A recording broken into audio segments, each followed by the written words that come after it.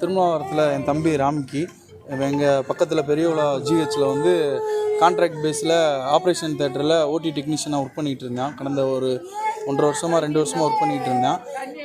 இடையில கொஞ்ச நாளாகவே ஒர்க் ப்ரெஷர் அதிகமாக இருக்குது அப்படின்னு சொல்லியிருந்தாங்க. வீக்லி ஆஃப் கொடுக்குறது இல்லை, எதுவுமே இல்லை அப்படின்ற மாதிரி ஒரு பேர் போயிட்டு இருந்துச்சு. நாங்கள் பெர்மனன்ட் பண்ணிடுவோம் அப்படின்ற பேஸில் நீங்கள் கரெக்டாக வரணும் அப்படின்னு சொல்லிட்டு இருந்தாங்க அப்படின்னாங்க. நேற்று அவனுக்கு ஆஃப் 14ஆம் தேதி ஆஃபில் என்ன பண்ணியிருக்காங்க, இல்லை ஆள் இல்லை நீங்கள் வந்து தான் ஆகணும்னு சொல்லி ஃபோர்ஸ் பண்ணி கூப்பிட்ருக்காங்க. இவனும் போயிருக்கான்.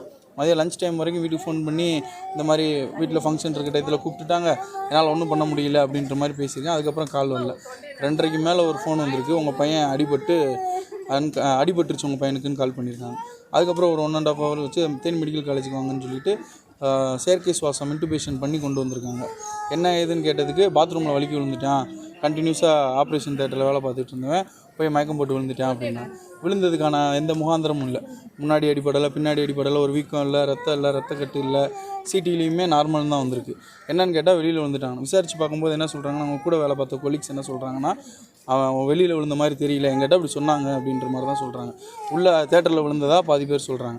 இப்போ வரைக்கும் என்ன நடந்துச்சுன்னு எங்களுக்கு தெரியல. இப்போ நாங்கள் போஸ்ட்மார்ட்டம் உங்களுக்கு பண்ணுங்கள், ஃபர்தராக என்ன நடந்துச்சு, காஸ் ஆஃப் டெத் என்னன்னு கேட்கலாம் அப்படின்னு சொல்லி நாங்கள் பெரியகுளம் ஸ்டேஷனில் மேனேஜ்மெண்ட்டுக்கு ஆப்போசிட்டாகவும் கேஸ் கொடுத்துருக்கோம்.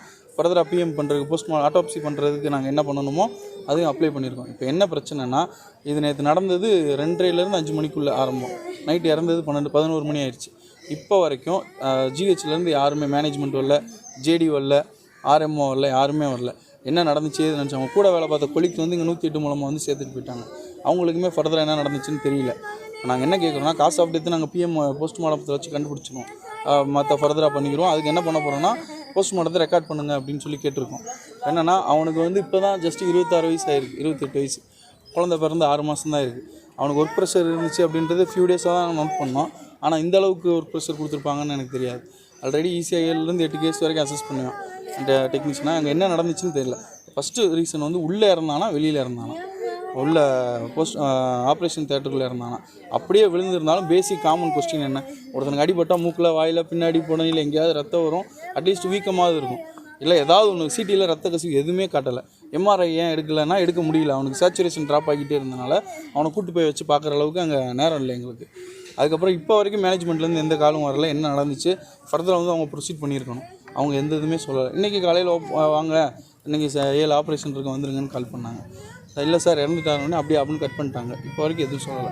நாங்கள் காஸ் ஆஃப் டெத்து போஸ்ட்மார்ட்டம் ஆட்டாப்சியில் கண்டுபிடிச்சிக்கிறோம். என்ன நடந்துச்சு அப்படின்றத அவங்க சைட்லேருந்து எங்களுக்கு வரணும். ஒருத்தனுக்கு ஆக்குபேஷன் படி 48 ஹவர்ஸ்க்கு மேலே ஒர்க் பண்ணக்கூடாது அப்படின்றது வீக்லி ஆஃப் கொடுக்கணும் அப்படின்றது ரூல்ஸ்.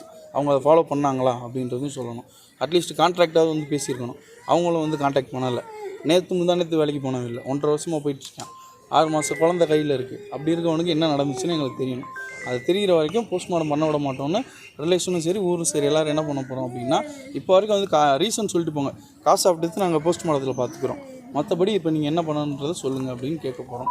இப்போ காணாவளுக்கு போலீஸ் ஸ்டேஷன்லேயும் சொல்லிட்டோம். பட் இது நடந்தது பெரியகுளம் சர்க்கிள்ன்றனால அங்கேருந்து மேனேஜ்மெண்ட் வர சொல்லியிருக்கோம். 1 hour வரைக்கும் பார்ப்போம். அப்படி இல்லை அப்படின்ற போது அடுத்து எங்களால் என்ன பண்ண முடியுமோ அந்த ஸ்டெப் எடுக்கலான்னு இருக்கோம். செய்திகளை உடனுக்குடனும் துல்லியமாகவும் தெரிந்து கொள்ள சப்ஸ்கிரைப் பண்ணுங்கள்.